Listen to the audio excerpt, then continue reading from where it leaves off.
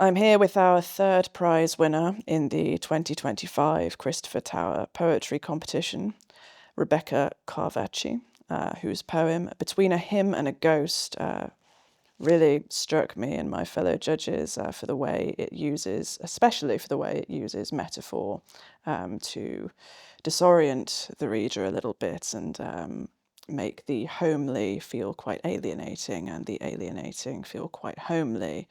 It's very, very cleverly done, especially for a poet at this stage in your career.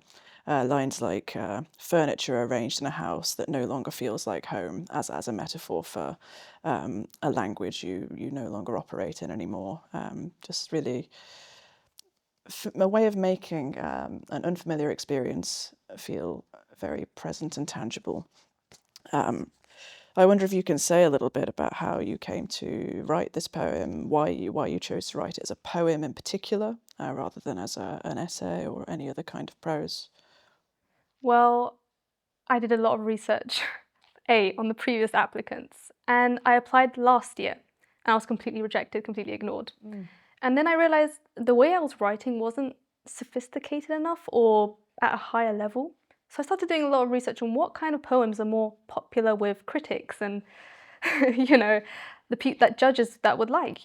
So I decided I'm gonna go with 3 nice stanzas with nice little Roman numerals at the top, and hopefully they'll like it.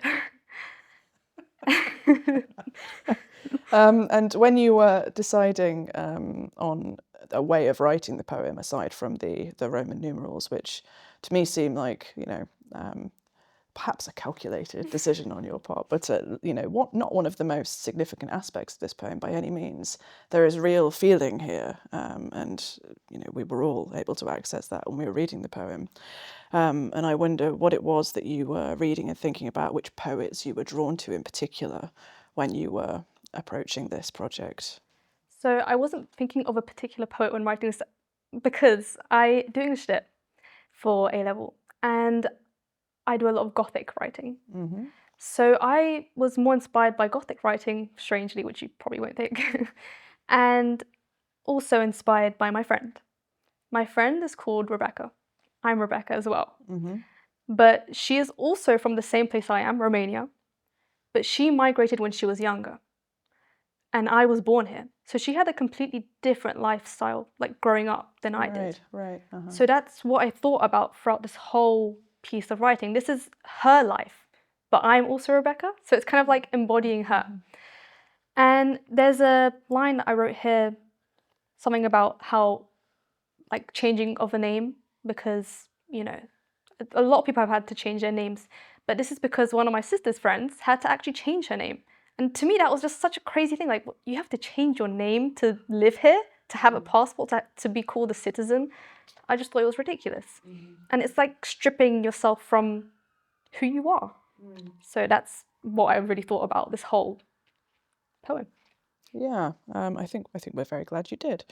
It sounds like the prize has been important to you in some way. It's been something that's been on your radar for a few years now. That's fair to say. So why is that? What does this mean to you? What does it open up for you? For me, I go for anything. I will apply for absolutely everything. I actually want to go into architecture next year, which is very random. Okay. But writing is my hobby. So I just thought, why not? I'm going to apply to absolutely everything that comes my way.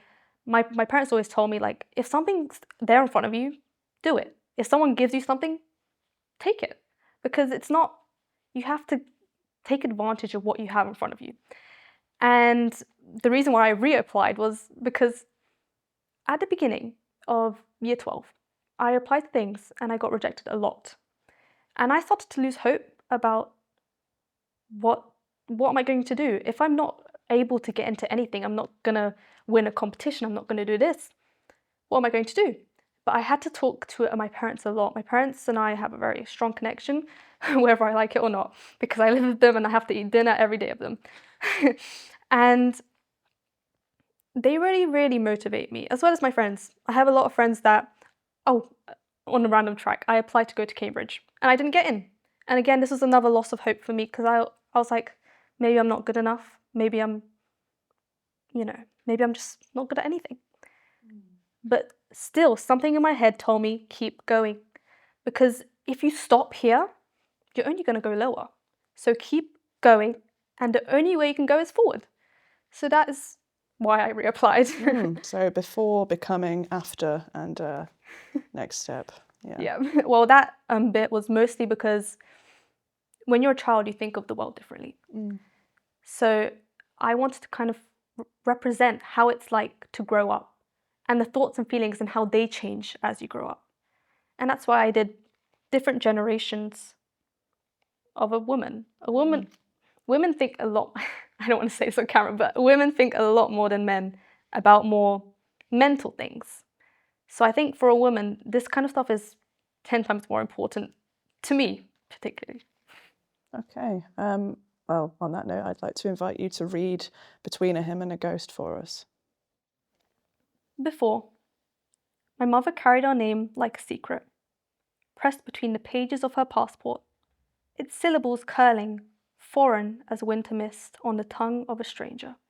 She packed our country in her suitcase, loose tea leaves, orthodox prayers, the scent of damp forests folded into cotton. At night, she whispered stories of the old town, how the rivers swelled in spring, how the bells sang like old men, shaking their fists at the sky. I tried to hold those words in my hands, but they sifted through my fingers like flour, dusting the kitchen in a language I would never learn to need. Becoming. In England, my mother bought me a new name, one that fit in their mouths without splintering. At school, I cut my vowels to match theirs, tongue curving sharp as a blade. Practiced swallowing my accent until I forgot the taste of home. They taught me their songs, their history, made me kneel before kings I never knew. My mother's voice wavered at the dinner table, half in exile, half in prayer. She asked me to answer her in her tongue, but my words came back stilted, like furniture arranged in a house that no longer feels like home. After, years later, I stand at the edge of a field, feet sunk into the wet English earth, wondering if roots remember where they first touched soil. Somewhere, a river still swells in spring, bells still argue with the wind. I close my eyes, say my name aloud, the real one, the one my mother gave me. It echoes. A sound too old for my mouth, too new for my heart, somewhere between a hymn and a ghost. Thank you. Thank you.